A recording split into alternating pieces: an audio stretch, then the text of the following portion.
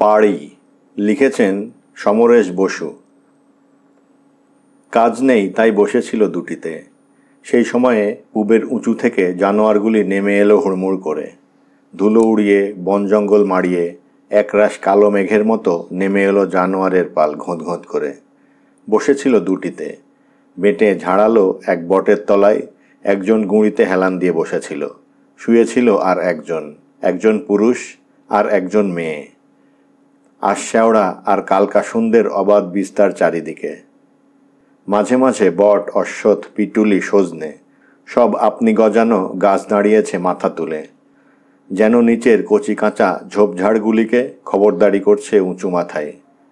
বন ঝোপ নিয়ে হামা দিয়ে দিয়ে জমি উঁচুতে উঠেছে পুবে। একটু উত্তরে উঁচুতে দেখা যায় একটি কারখানা বাড়ি, বাদবাকি হারিয়ে গেছে গাছের আড়ালে। আর পশ্চিমে মাটি নেমেছে গড়িয়ে গড়িয়ে, নামতে নামতে তলিয়ে গেছে গঙ্গার জলে। আষাঢ়ের গঙ্গা। অম্বুবাচীর পর রক্ত ঢল নেমেছে তার বুকে। মেয়ে গঙ্গা মা হয়েছে, ভারী হয়েছে, বাড় লেগেছে, টান বেড়েছে, দুলছে, নাচছে, আছড়ে আছড়ে পড়ছে, ফুলছে, ফাঁপছে, যেন আর ধরে রাখতে পারছে না নিজেকে। বোঝা যাচ্ছে আরও বাড়বে। স্রোত সরপিল হচ্ছে, বেঁকেছে হঠাৎ, তারপর লাটিমটির মতো বোঁ করে পাক খেয়ে যাচ্ছে। স্রোতের গায়ে ওগুলি ছোট ছোট ঘূর্ণি। মানুষের ভয় নেই, মরণ নেই ওতে পশুর। শুকনো পাতা পড়ে, কুটো পড়ে, অমনি গিলে নেয় টপাস করে। বড় ঘূর্ণি হলে মানুষ গিলত। এই ঘূর্ণি ঘূর্ণি খেলা, যেন তীব্র স্রোত ছুটে এসে একবার দাঁড়াচ্ছে, আবার ছুটছে তরতর করে। দুটিতে দেখছিল মেঘ জমেছে মেঘের পরে। বড় বড় মেঘের চাংড়া নেমে এসেছে স্রোতের ঠোঁটে, ব্যাকুল ঢেউয়ের বুকে। নেমে এসেছে গাছের মাথায়, হাত বাড়িয়ে ছুঁতে আসছে আশ্যাওড়া কালকাসুন্দরের লকলকে ডগা। বাতাসের ঘায়ে মেঘ দোমড়াচ্ছে, দলা পাকাচ্ছে, আবার ছড়িয়ে ছড়িয়ে আসছে নেমে। কাজ নেই তাই দুটিতে বসেছিল, বেকার বসে বসে দেখছিল। সেই সময়ে জানোয়ারগুলি আসতে চমকে উঠল। এদিকে গঙ্গার ধারটা ফাঁকা ফাঁকা, লোকজনের যাতায়াত নেই তেমন। বাইরে থেকে মনে হয় উত্তরের কারখানাটা ঝিমুচ্ছে এই মেঘলা দুপুরে। গঙ্গা এখানে বেশ চওড়া। ওপারে ধুধু করছে ইট পোড়াবার কারখানা। আষাঢ় এসেছে, ইট পোড়াবার মরশুম শেষ। ওখানেও ফাঁকা। জেলে নৌকারও তেমন ভিড় হয়নি এখনো। তার মাঝে এ দুজন বসেছিল। এই আষাঢ় ঢলকানো গৈরিক গঙ্গা, এই জনশূন্য বনঝোপ, ওই মেঘ ভরা আকাশ, তার তলায় ওই দুটি। সহসা মনে হয় পৃথিবীর সেই প্রাগৈতিহাসিক যুগের মেয়ে আর পুরুষ বসে আছে ঝোপ জঙ্গলের অসহায় আশ্রয়ে। কালো কুচকুচে পুরুষ, গামছাটি পাতা শিওরে, আটসাট করে কাপড় পরা, গোঁপজোড়া বড় হয়েছে, কিন্তু এখনও নরম রোঁয়াটে ভাব যায়নি। মুখটি এর মধ্যেই চোয়াড়ে, খোঁচা খোঁচা হয়ে উঠেছে। শুয়ে পড়েছে, পা চালিয়ে দিয়েছে মেয়েটির উরুতের উপর দিয়ে। মেয়েও কালো, চুলে পড়েছে জট, কপালে কয়েকদিন আগের গোলা মেটে সিঁদুরের টিপের আভাস মাত্র। ছোট একটি কাপড় কোমরে জড়িয়ে বাকিটুকু টেনে দিয়েছে বুকে। তাতে মন মেনেছে, শরীর মানেনি। নতুন বয়সের বাড়, বন কালকাসুন্দের মতো পুষ্ট বেয়াবরু হয়ে পড়েছে। হা হা করছে কান আর নাকের ফুটোগুলি। উকুন মারছিল মাঝে মাঝে। মাঝে মাঝে পুরুষটির গায়ে বুক চেপে এলিয়ে পড়ছিল। সেই সকাল থেকে দুটিতে এমনি গায়ে গায়ে বসেছিল। কাজ নেই, খাওয়াও নেই, তাই এইখানে বসেছিল। এলিয়ে এলিয়ে পড়ছে হাত পা, কালি পড়েছে চোখের কোলে, মুখে চেপে বসেছে ক্ষুধা ক্লিন্নতা। পরশু রাতে শেষবার খেয়েছে, কাজ করেছে আগের সপ্তাহ পর্যন্ত। তারপর মিউনিসিপালিটির দরজা বন্ধ করে দিয়েছে, কাজ নেই। গাঁয়ের মানুষ ননকু, এখানে এখন ঝাড়ুদারের সর্দার। 2 মাস আগে তাকে কাজ দেবে বলে নিয়ে এসেছিল। বাবু সাহেব নাগিন প্রসাদের শুয়োর আর ভেড়া চড়িয়ে পেট ভাতায় ছিল দুটিতে গায়ে। ননকু গোঁফ মুছড়ে বুক ফুলিয়ে বলেছিল, সঙ্গে চল, মাস গেলে দুটিতে রোজগার করবি 60 টাকা। আরে বাপরে বাপ, 60 টাকা! সবে তখন বিয়ে হয়েছে 6 মাস। একলা মানুষ নয় যে মনের রাশ নেই, শরীরের উপর বিশ্বাস নেই। ওদের গাঁয়ের মানুষ কথায় বলে, নটজাতের মাগি মদ্দা এক হলে হেন কর্ম নেই যা করতে পারে না। তা ঠিক, তখন ওদের মনে নেমেছে ঢল। ওরা নটের ঘরের দুই জোয়ান মাগি মদ্দা। ওরা একত্র হলেই যে কোনো অভিযানে নামতে পারে। নাগিন প্রসাদকে কিছু না বলে চলে এসেছিল দুটিতে ননকুর সঙ্গে। কিন্তু কোথায় 60 টাকা? দুজনে মিলে 32 টাকা রোজগার করেছে মাসে। 1.5 মাস পর বাড়তি হয়ে গেছে দুটিতে। কাজ নেই, কেবল থাকতে পাওয়া যাবে ধাঙড়ে বস্তিতে। কিন্তু কাজ নেই তো খাওয়া নেই। ননকুকে বলল, কেন কাজ নেই? ননকু বলল, ওট হয়ে গেল তাই। ওটের আগে কাজ দেখাতে হয়, তাই বাড়তি নেওয়া হয়। মিটে গেল, বসিয়ে দিল। ওরা বলল, তবে কি হবে? ননকু বোধ হয় প্রথমে ভেবেছিল চেঁচিয়ে ধমকে উঠবে, কিন্তু সে চেঁচিয়ে ভেউ ভেউ করে কেঁদে উঠেছিল। হায় রাম রাম রাম, আমি পাপ করেছি, আমি পাপী। সবাই এসে সান্ত্বনা দিতে লাগলো ননকুর কান্নায়। রোহো রোহো রোহো সর্দার, না রো, তুমি ভালো মানুষ, ওদের একটা কিছু হয়ে যাবে। একা দুটিতে ভেবাচেকা খেয়ে চুপ করে গেছিল। নক্কু কাঁদো কাঁদো গলায় বলেছিল, হবে? হ্যাঁ হ্যাঁ হবে। 7 দিন কোনো রকমে খাইয়েছিল কেউ দুটিকে। পরশু রাতে শেষবার খাওয়া পাওয়া গেছে, আর নয়। গতকাল সারাদিন কেটেছে এখানে। আজও এসে দুটিতে এলিয়ে পড়েছিল। শহরের মধ্যে থাকা যায় না। পূবের উঁচু পাড়ের খানিকটা গেলেই ধাঙড় বস্তি, সেখানেও থাকা যায় না। ক্ষুধার্ত জিভ বেরিয়ে পড়া কুকুরের মতো হাঁফাতে হয় সেখানে। খিদে পায় কাউকে খেতে দেখলে। এখানে এই নির্জনে এসে তবু পড়ে থাকা যায়। যাই, কিন্তু যাচ্ছিল না আর। দুজনের হৃৎপিণ্ড দুটি পেটে নেমে এসে দম নিচ্ছিল, আর গায়ে গা রেখে দুটিতে জিয়ে রাখছিল রক্তপ্রবাহ। গায়ে গা ঠেকিয়ে যেন রক্তে রক্তে সাহস সঞ্চয় করছিল। গা শুঁকে চটকে চেটে বিকট ভয়কে মুখে থাবড়ি দিয়ে রাখছিল সরিয়ে। যে ভয়টা গা বেয়ে বেয়ে উঠে ওদের একেবারে শেষ করে দিতে চাইছিল। যেন ওদের ভয় ধরিয়ে দেওয়ার জন্যই আকাশ কালো হয়ে নেমে আসছিল। জল আরও লাল হয়ে উঠছিল, পাক দিয়ে দিয়ে খলখলিয়ে উঠছিল। দক্ষিণের বাতাস একটু পূবে বাঁক নিয়ে খ্যাপা হ্যাঁচকা দিচ্ছিল। ভেজা মাটি ফুঁড়ে ফুঁড়ে উঠছিল দলা দলা কেঁচো ওদের চারপাশ ঘিরে। বটতলায় পিঁপড়েরা আসছিল তেড়ে। এসেছিল একটা জোয়ারের শুরুতে, একটা পুরো জোয়ারের উজান গেছে। তারপরে নেমেছে দীর্ঘ সময় ধরে একটা ভাটার ঢল। আবার লেগেছে জোয়ার। এমন সময়ে এলো সেই জানোয়ারগুলি পূবের উঁচু থেকে। মেঘের বুকে আর এক পোঁচ গাঢ় কালিমার মতো নেমে এলো কুঁতকুঁতে চোখো, ছুঁচলো মুখো মাদিমদ্দা পশুর দল। ওরাও মাদিমদ্দা দুটিতে উঠে বসলো গায়ে গায়ে। শুয়োরের দল একবার থমকে দাঁড়ালো জঙ্গলে একজোড়া মানুষ দেখে। তারপর আবার ঘোঁত করে ছড়িয়ে পড়ল আশেপাশে। পেছনে দেখা গেল দুটি লোক। একজন বেশ নাদুস নুদুস, সোনার মাকড়ি কানে, দুটি সামনের দাঁত পুরো সোনার। শুয়োরগুলি কিনেছে এই অঞ্চলের যাবৎ ধাঙড় তল্লাট ঘুরে ঘুরে, নিয়ে যাবে ওপারে। সঙ্গে আর একটি লোক, সামনের বস্তির ময়লা টানা গাড়ির গাড়োয়ান। এই দুটিকে দেখে সোনার মাকড়িকে বলল, মহাশয়জি, এ দুটোকে দিয়ে আপনার কাজ হতে পারে? সোনার মাকড়ি এগিয়ে এলো, দেখল দুটিকে একবার। মেয়েটি টানতে লাগলো বুকের কাপড়। পুরুষটি সংশয়ে দেখতে লাগলো দুজনকে। গাড়োয়ান বলল সোনার মাকড়িকে, সে এদের চেনে, বেকার বসে আছে, রাজি হয়ে যেতে পারে। সোনার মাকড়ি কাছে এসে দুটিকে দেখল আরও খানিকক্ষণ।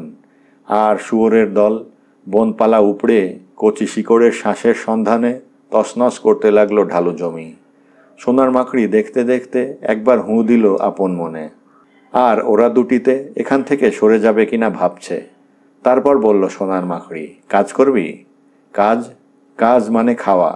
ওদের এলানো শরীর একটু শক্ত হলো। পুরুষটি বলল, কি কাজ? সোনার মাকড়ি বলল, শুয়োরগুলি নিয়ে যেতে হবে দরিয়ার ওপারে। আরে বাপ, ভরা দরিয়া, আরও বাড়ছে, ফুলছে, নাচছে, আর ঠেলে ঠেলে উঠছে উজানে। ওরা মেয়ে মরদ চোখাচোখি করল দুজনে। দুজনেরই ক্ষুধিত চোখে আশা ফুটল। পুরুষটি বলল, একটা খবরদারি লাউ চাই যে, অর্থাৎ একটি খালি নৌকা চাই পাশে পাশে, ওটিই নিয়ম। কিন্তু সোনার মাকড়ি সেদিকে ঢুঢু, নৌকার পয়সা খরচ করতে পারবে না। ওরা দুটিতে দমে গেল খানিকটা, ফিরে তাকালো দরিয়ার জলে, তারপর শুয়োরগুলির দিকে। কালো কিম্ভূত দলা দলা ছড়ানো, মাদিই বেশি, চোখগুলি টেরা, চাউনি বোঝা যায় না, কিন্তু লক্ষ্য আছে ঠিক মানুষের দিকে। ওরা পরস্পর চোখাচোখি করল আবার, আর সেই মুহূর্তেই রাজি হয়ে গেল দুজনে। সেই মুহূর্তে ওদের নররক্ত উঠল তোলপাড় করে, আঁকুপাকু করে উঠল অভুক্ত পেটের মধ্যে। পড়ে থাকাটা মনে হলো মরে থাকার মতো। দুটিতে কাপড়ে কষুনি দিল। তবু মেয়েটি মেয়ে মানুষ, বলল, কিন্তু বিনা লাউ পারব তো? পুরুষটি বলল, সামলাতে হবে। সোনার মাকড়ি বলল, ওই যে ওপারে উত্তরে দেখা যায় শিব মন্দির, তুলতে হবে ওখানে। 29 জানুয়ারির জন্য 29 আনা দুজনে মজুরি। আর উপরি পাওয়া যাবে কিছু কেড়ুয়া তেল, দরিয়া থেকে উঠে গায়ে মাখার জন্য। একটি খোয়া গেলে 6 মাস হাজত। বলে তার হাতের লম্বা লাঠি বাড়িয়ে দিল পুরুষটির দিকে।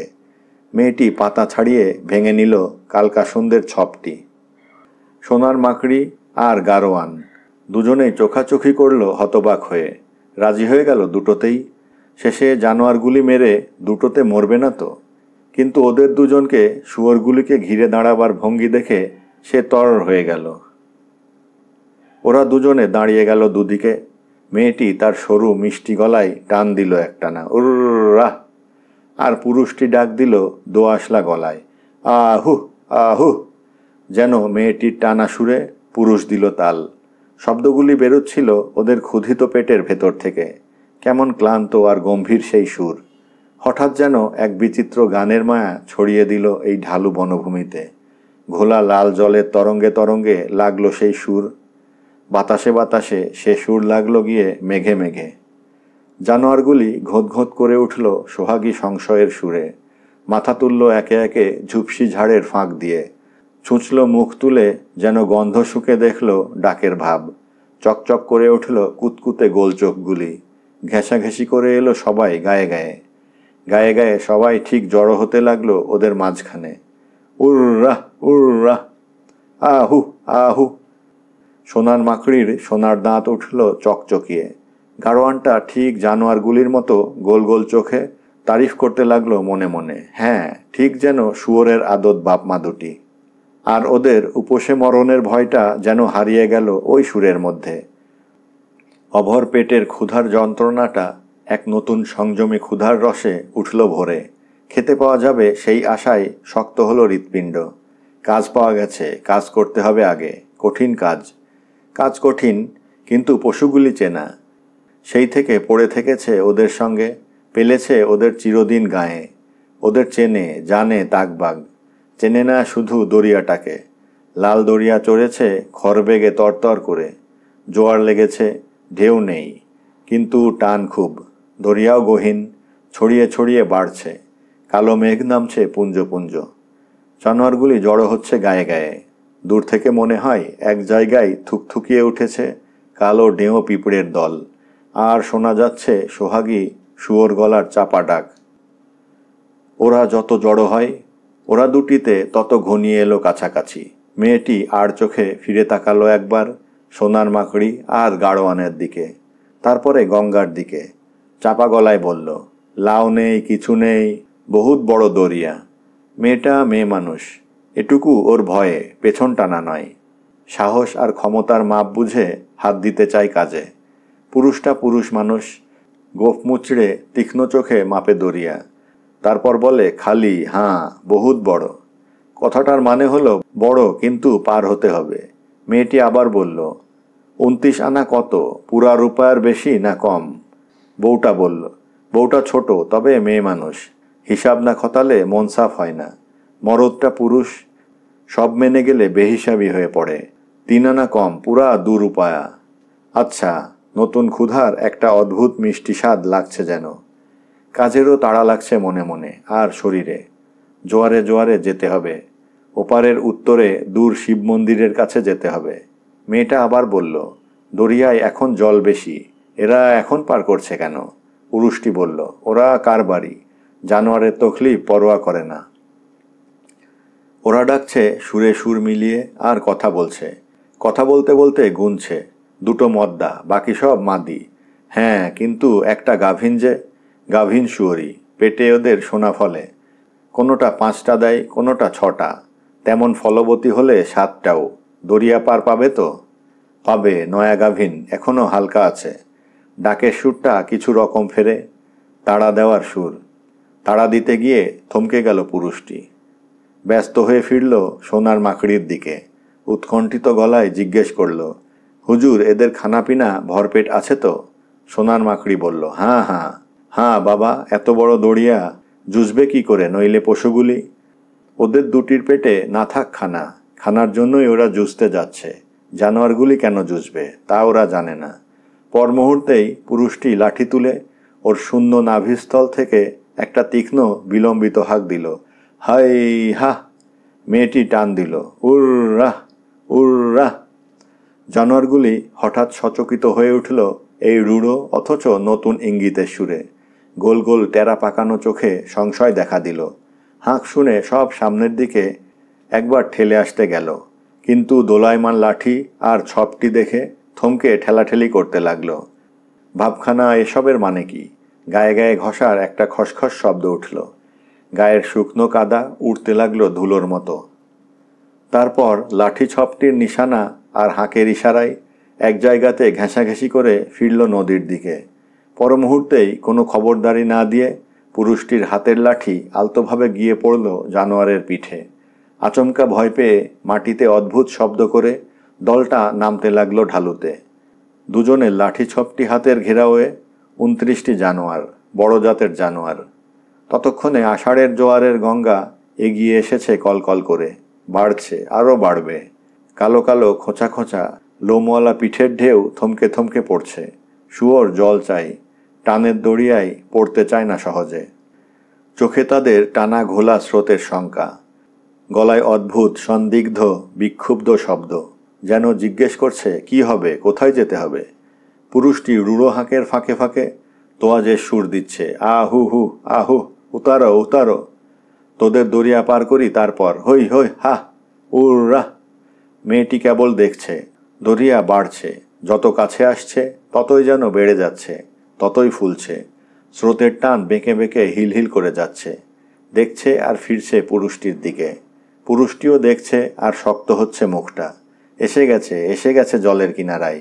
ল্যাজ গুটিয়ে এগুচ্ছে জানোয়ারেরা। এ ওকে গুঁতিয়ে ঠেলে এগিয়ে দিয়ে পিছিয়ে আসছে নিজে। এমনি করে অনিচ্ছায় এগুচ্ছে। হঠাৎ একটি জানোয়ার তীব্র চিৎকার করে ছুটে বেরিয়ে গেল। সেই গাভীন শুয়োরটি আকাশ ফাটিয়ে চেঁচিয়ে ছুটেছে, যেন তীব্র প্রতিবাদ করে বলছে, যাব না, কখনো যাব না। যাবে না, ভয় পেয়েছে, হারামজাদির পেটে বাচ্চা আছে কি না। কিন্তু মেয়েটি হুতাশে পেছন তাড়া করতে গিয়ে জলের ধারের কাদায় হুমড়ি খেয়ে আবার উঠে ছুটতে যাবে। পুরুষটি হাঁক দিল, ছুটমাত! কাদা মেখে প্রায় খালি গায়ে দাঁড়িয়ে গেল মেয়েটা। শক্ত নিটল বুকে কাদা লেপে গেছে, কাদা লেগেছে চুলে, অনেকখানি যেন মিশে গেল শুয়োরের দলের সঙ্গে। পুরুষটি বলল, ডাক ডাক দে, এগুলিকে নিয়ে আগে বাড়তে হবে। জলে নামালো না শুয়োরের দলকে। ডাঙার উপর দিয়ে চলল নরম সুর ছাড়তে ছাড়তে, উর্রাহ উর্রাহ আহুই। শুয়োরিটা অনেক দূর গেছে চলে, থেমেছে, কিন্তু বিকট গলায় তারও স্বরে চেঁচাচ্ছে। কিন্তু ফাঁকে ফাঁকে আবার মুখ নামিয়ে কী সব খাচ্ছে খুঁটে খুঁটে। এরা দুটিতে জলের ধার দিয়ে দলটাকে নিয়ে চলেছে এগিয়ে। শুয়োরিটা দেখছে, খাচ্ছে আর চেঁচাচ্ছে। তারপরে হঠাৎ তেমনি চেঁচাতে চেঁচাতেই পিলপিল করে ছুটে এলো দলের মধ্যে, কিন্তু চেঁচাতে লাগলো তেমনই। ঘাড় গোঁজ করে আর চোখে তাকিয়ে চেঁচাতে লাগলো, জেনে শুনে মারতে নিয়ে যাচ্ছিস আমাকে, শয়তান মানুষ! মেয়ে মানুষ আর পুরুষ মানুষ দুটি চোখাচোখি করলো একবার। সময় হয়েছে, এইবার পায়ের পাতায় জল ঠেকছে আবার সরে যাচ্ছে, আবার ভাসিয়ে নিয়ে যাচ্ছে অনেকখানি। শুয়োরিটা চেঁচাচ্ছে তেমনি, আর পুরুষটি যেন তার সব কথাই বুঝতে পারছে, এমনিভাবে বলছে, হু হু, কোনো ডর নেই, হু হু আহু। বলতে বলতে সে আবার গঙ্গার দিকে তাকালো। গঙ্গা, গঙ্গাময়ী যেন খিলখিল করে হাসছে, কলকল করে কী সব বলছে, আর যেন ঠিক চেয়ে আছে ওদের দিকে। কি যে বলছে ঠিক বুঝতে পারছে না ওরা দুটিতে। খালি মনে হচ্ছে যেন জিজ্ঞেস করছে, ভগবতী দরিয়া, আসছিস, আসবি? তোরা ভুখা রয়েছিস আর আমি কত বড় হয়েছি। এই বলছে আর হাসছে আর মাতাল রহস্যময়ী চোখে দুলে দুলে চলছে, লাল হয়ে গেছে খুশিতে। পুরুষ আর মেয়ে ওদের দুজনের চোখেই অপার অনুসন্ধিৎসা। দুজনেই যেন দরিয়ার তলা পর্যন্ত দেখে নিতে চাইছে। কি রহস্য আছে সেখানে, কি ভয় আছে, কত ফাঁদ পাতা আছে মরণের। এইবার বোঝা যাচ্ছে ওরা দুটি যেন শিশুর মতো সরল, শিশুর মতো নির্ভীক ও সাহসী। মেয়েটা আঁচল আঁটছে কোমরে, গাটা একেবারেই খোলা।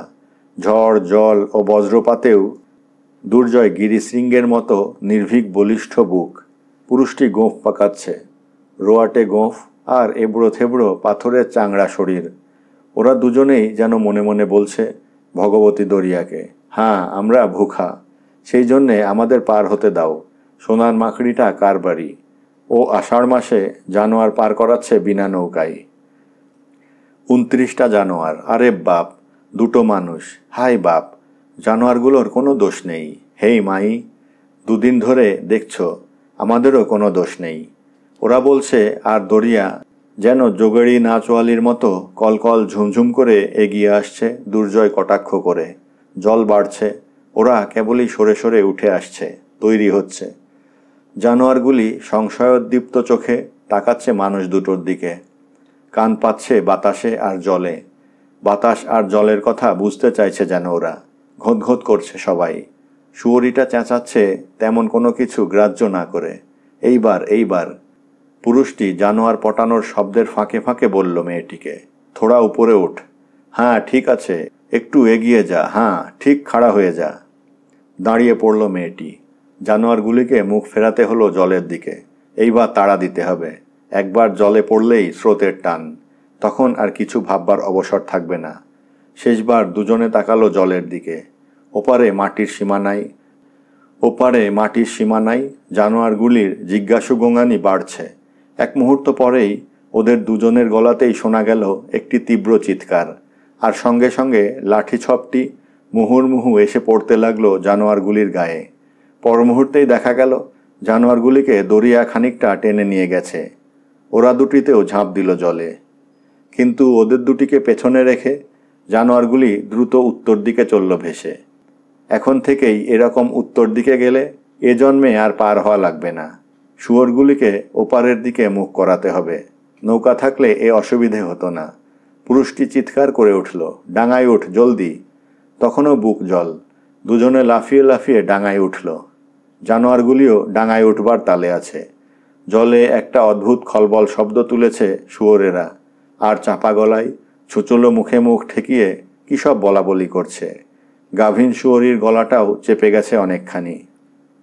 ওরা দুজনে উঠেই ডাঙার উপর দিয়ে ছুটে গেল জানোয়ারগুলির সামনে।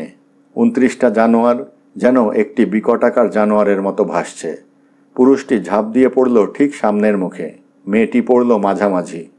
পুরুষটি জলে পড়েই লাঠি তুলে দলটার মুখ ফিরিয়ে দিল পশ্চিমে, গঙ্গার ওপারের দিকে। মেয়েটি পেছন থেকে ছপটি মারল ছপছপ করে। শুধু দক্ষিণ দিকটা ফাঁকা রইল। জোয়ারের ধাক্কা আসছে ওদিক থেকে। শুয়োরগুলি ওদিকে ফিরতে পারবে না কোনো মতে। আর খোলা আছে পশ্চিম দিক, ওদিকেই তাড়াতে হবে। পুরুষটি লাঠি তুলে চিৎকার করতে লাগলো, হাই হাই।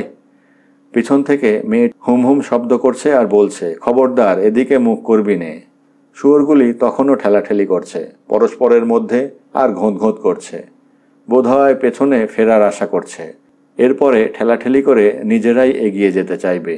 এখন ভয়ে ও শঙ্কায় ঠেলে বেরুচ্ছে চোখগুলি। সামনে ওই বিশাল জলরাশি আর তার তীব্র টান। কোথায় নিয়ে যাচ্ছে? মরতে হবে? মারতে চায় এরা, নাকি ওপারে নিয়ে যেতে চায়? পুরুষটি কিছুতেই ঠিক করতে পারছে না শুয়োরগুলির উত্তর মুখে। পুরুষটি চিৎকার করে বলল, ঠেলে যাক, জোরে ঠেলে যাক, খবরদার ইধারে আসিস নে। ঠেলে থাকছে মেয়েটা। তীব্র স্রোতে হাত পাগুলিকে যেন ছিঁড়ে নিয়ে যাচ্ছে, ধাক্কা মারছে সে বুকে। এখন আর মানুষ দেখা যায় না, সব শুয়োর হয়ে গেছে। 27 জায়গায় 28টা মাদি আর দুটোর জায়গায় 3টে মদ্দা হয়েছে। ডাঙা সরে গেছে বেশ খানিকটা। দক্ষিণ বাতাস ঝাঁপ দিয়ে পড়ছে জলে। যেখানে পড়ছে সেখানে এক অদ্ভুত উল্লাসের কাঁপুনি লেগে যাচ্ছে। জোয়ার না হলে এই বাতাসে ধাক্কা লেগে গঙ্গা উত্তাল হয়ে উঠত, ঢেউ উঠত বড় বড়। তাহলে জানোয়ারগুলি মরত নির্ঘাত। পূবের হ্যাঁচকা থেকে থেকে ঢেউয়ের আভাস দিচ্ছে, সেইটাই ভয়ের। মেঘগুলি দলা পাকিয়ে পাকিয়ে কোথাও কোথাও নেমে আসছে হুহু করে, কোথাও উঠে যাচ্ছে। উঠতে উঠতে ফাঁক হয়ে যাচ্ছে দুপাশে। সেই ফাঁকের মাঝ দিয়ে দেখা দিচ্ছে অদ্ভুত আলোর রেখা, যেন কি এক রহস্য প্রকাশ হয়ে পড়বে এখনই, কিন্তু পর মুহূর্তেই ঢেকে যাচ্ছে গভীর কালিমায়। ভাবভঙ্গি ভালো নয়। মেঘ তাতে আরও জমাট হচ্ছে, গাঢ় অন্ধকার ঘনিয়ে আসছে। ওরা দুটিতে দেখছে আকাশের দিকে আর প্রচণ্ডভাবে হাত পা ছুটছে জলের মধ্যে। মাঝে মাঝে উঠছে লাঠি আর ছপটি। জলের ধাক্কায় কাবু হচ্ছে একটু একটু করে, কিন্তু এখনও সেটুকু ভাববার, অনুভব করার অবসর পাচ্ছে না। মুখে শব্দ করছে, হা হা। মেয়েটি নীরব হয়ে গেছে। মাঝে মাঝে তীব্র চিৎকার করে উঠছে এক একটা জানোয়ার, আর ওরা দুজনে চমকে জলের দিকে তাকাচ্ছে। কি হয়েছে? কে তোকে কি করেছে? ঠ্যাং কামড়ে ধরেছে কি কেউ জলের তলায়? ভাবতেই জলের তলায় ভয়াবহ আতঙ্কটাকে ওরা ওদের দেহের প্রচণ্ড আলোড়নে চূর্ণ বিচূর্ণ করে দিতে চাইছে।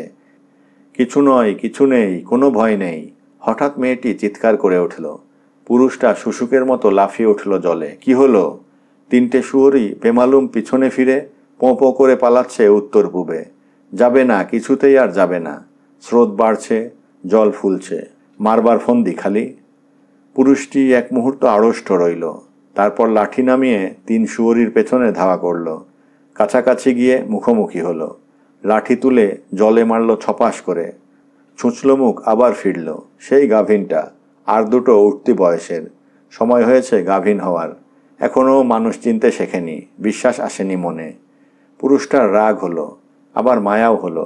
খালি বলল, জানোয়ার, একদম জানোয়ার, হায় হায়। হলদে দাঁত বের করে চেঁচাতে চেঁচাতে দলের দিকে ছুটল তিনটিতে। লাঠিটা উঠে রইল আকাশে।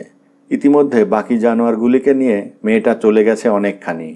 পুরুষটা তাড়া দিল। জলে ডুবে ডুবে তারও চোখগুলি দেখাচ্ছে শুয়োরের মতো।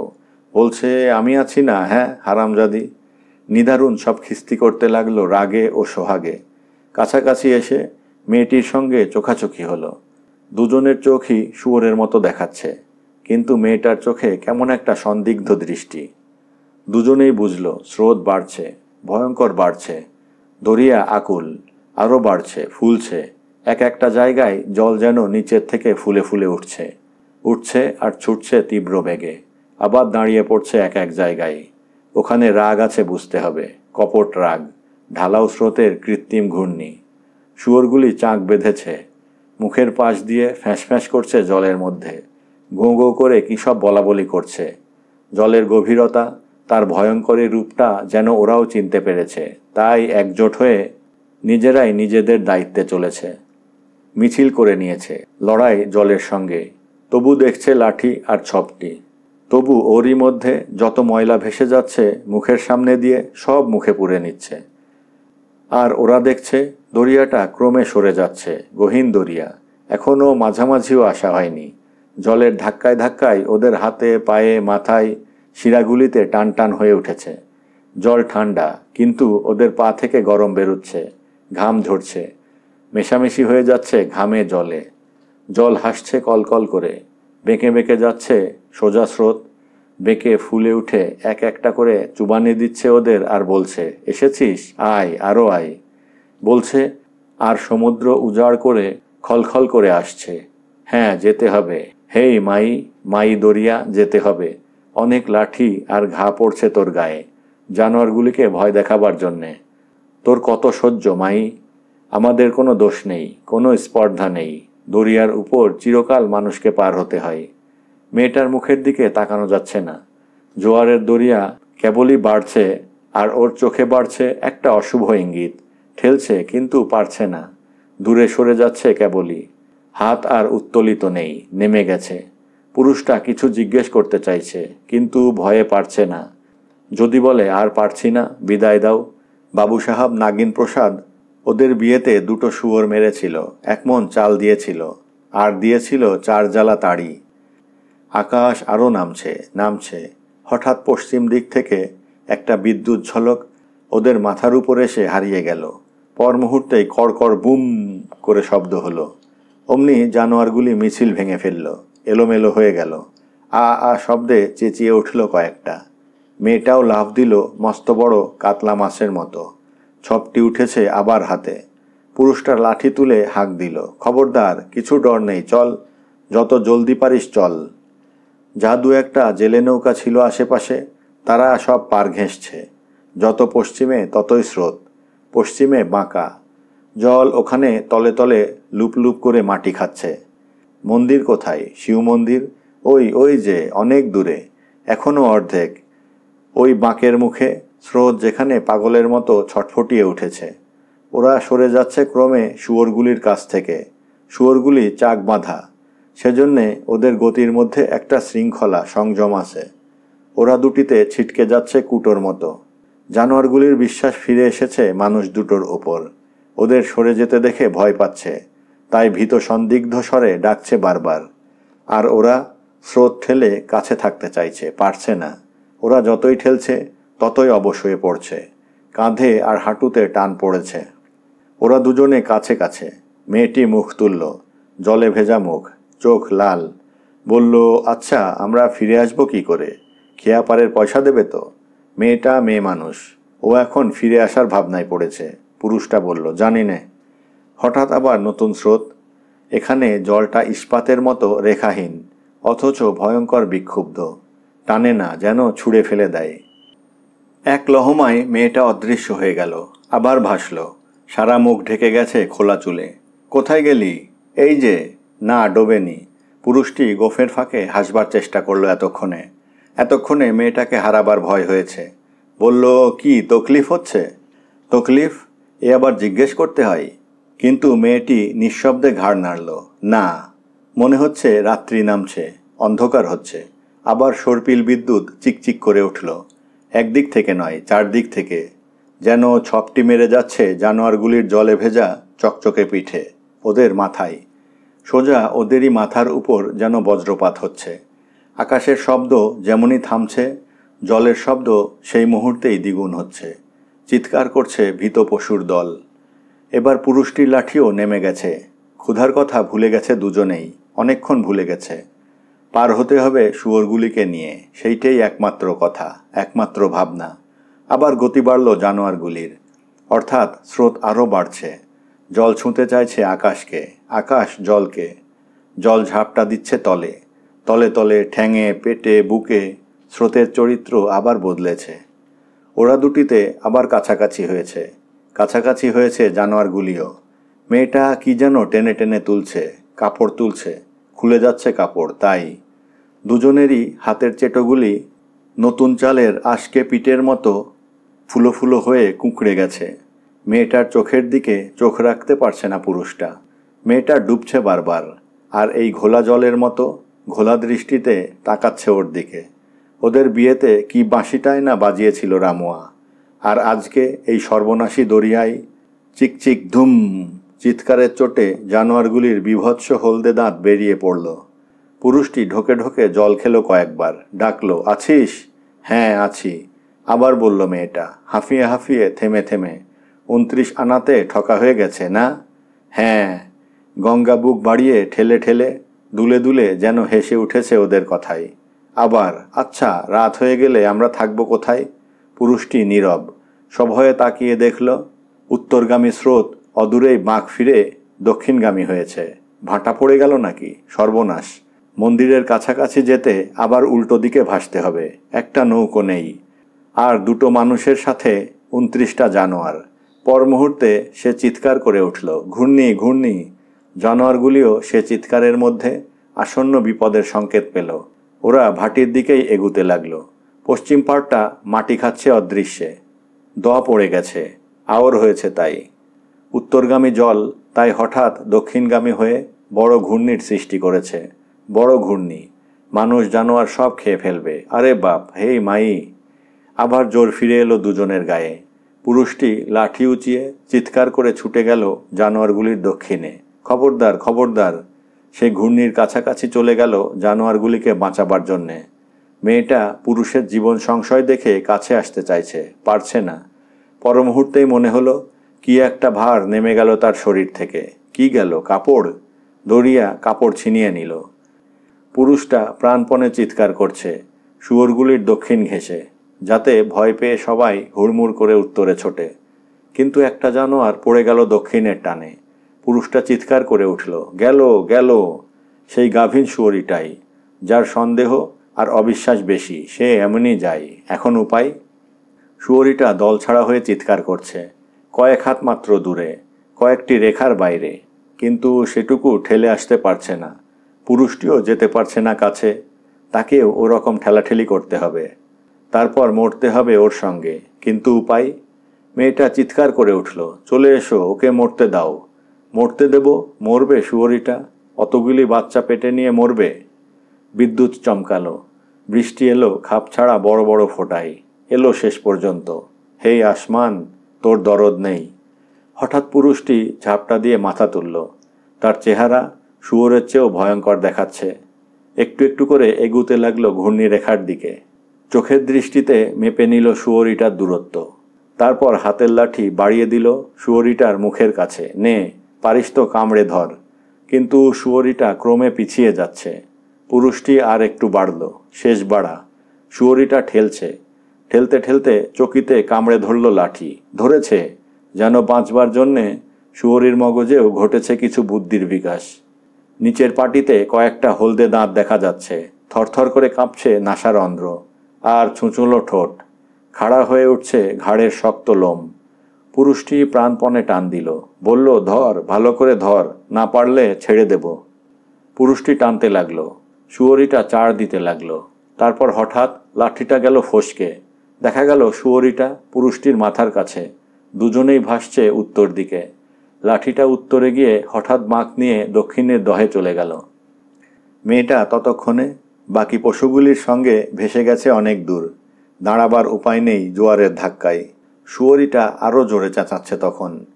জলের জন্য টানা চেঁচাতে পারছে না, কিন্তু চেঁচাচ্ছে গলা ফাটিয়ে, যেন বলছে, বলেছিলাম আমাকে তোরা একটা বিপদে ফেলবি, আমি এখনই মরতাম, এখনই। আর পুরুষটি ভীষণ খিস্তি করে চলছে, চুপ চুপ, কমিনে জানোয়ার, তুই আমার পোষ্য হলে ডাঙায় উঠে আজ তোকে ঠেঙিয়ে আধমরা করতাম। দূর থেকে মেয়েটির গলা ভেসে এলো, কি হলো? পুরুষটি জবাব দিল, বেঁচে গেছে। বৃষ্টিটা চেপে আসছে না, গর্জন বাড়ছে মেঘের, ঝলকাচ্ছে ঘন ঘন। গঙ্গা পর্যন্ত বেড়েছে, টাবু টাবু হয়ে গেছে। তবু টানছে ভয়ঙ্কর এই একই রকম। মন্দিরটার সামনে নিচের ভিত অনেকখানি ডুবে গেছে জোয়ারের ভরাই। কিন্তু মেয়েটা শুয়োরগুলো নিয়ে ভেসে যাচ্ছে মন্দিরটা ছাড়িয়ে। শুয়োরিটাকে ছেড়ে পুরুষটা ভেসে এলো সেই দিকে। কাছে এসে দেখল মেয়েটা বারবার ডুবছে, আর শুয়োরগুলি ভেসে যাচ্ছে ওর পাশ কাটিয়ে। ডাঙা থেকে চেঁচাচ্ছে সোনার মাকড়ি, এখানে এই জায়গায় তুলতে হবে। কিন্তু মেয়েটা তখন ডুবছে। পুরুষটা কাছে এসে দুহাতে জড়িয়ে ধরল ওকে, টান দিল, কিন্তু আশ্চর্য, পায়ে যে মাটি ঠেকছে, তবে মেয়েটা ডুবছে কেন? মেয়েটার তখন শীত ধরেছে, আর ভেজা মুখখানিতে ভরে উঠেছে ব্যথার লজ্জা ও নিদারুণ ক্লান্তি। ফিসফিস করে বলল, ডুবে থাকতে হবে আমাকে, একদম নাঙ্গা হয়ে গেছি। ও, কাপড়টা দরিয়া টেনে নিয়ে গেছে। পুরুষটা বলল, তবে এইখানে দাঁড়া, আমি জানোয়ারগুলিকে তুলি আগে। তুলে দিল জানোয়ারগুলি, তারপর কোমরের গামছা খুলে সেটা পরল। নিজের ছোট কাপড়টা ছুঁড়ে দিল জলে। সোনার মাকড়ি দুটি লোক নিয়ে এসেছিল, তারা হাসতে লাগলো সবাই, সোনার মাকড়িও। বলল, দরিয়ায় দিল লেগি। এদিকে অন্ধকার হয়ে আসছে, বৃষ্টিও এলো জোরে। কাছেই সোনার মাকড়ির বস্তি। শুয়োরগুলিকে ঘিরে নিয়ে সবাই এলো সেখানে। অনেক রাত হয়েছে। গঙ্গার ধারে সোনার মাকড়ির বস্তির শুয়োর খাঁচার পাশে একটা চালায় রাত কাটাচ্ছে ওরা দুটিতে। মজুরি দিয়ে আটা আর ভাজি কিনে এনেছে, রুটি করেছে, এখন খাচ্ছে দুটিতে বসে বসে। উনুনে একটি কাঠ জ্বলছে আপন শিখা তুলে, সেই আলোয় খাচ্ছে। দরিয়াটা তখন ভীষণ ঢেউয়ে নাচানাচি করছে। অন্ধকারে মেশামেশি হয়ে গেছে সব।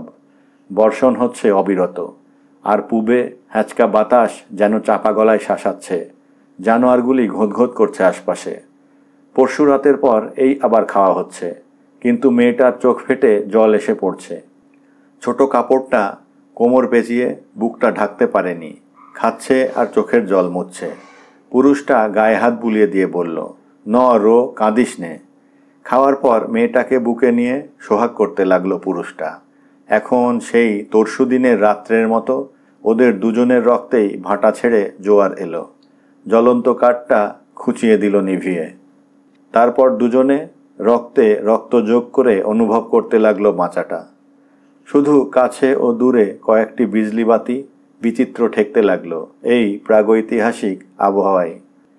তারও অনেকক্ষণ পর পুরুষটা গুনগুন করতে লাগলো, তার রামা সুখে ঘুমাচ্ছে, নিকষ অন্ধকারে ঝরছে বাতাস ও বৃষ্টি। ধন্যবাদ।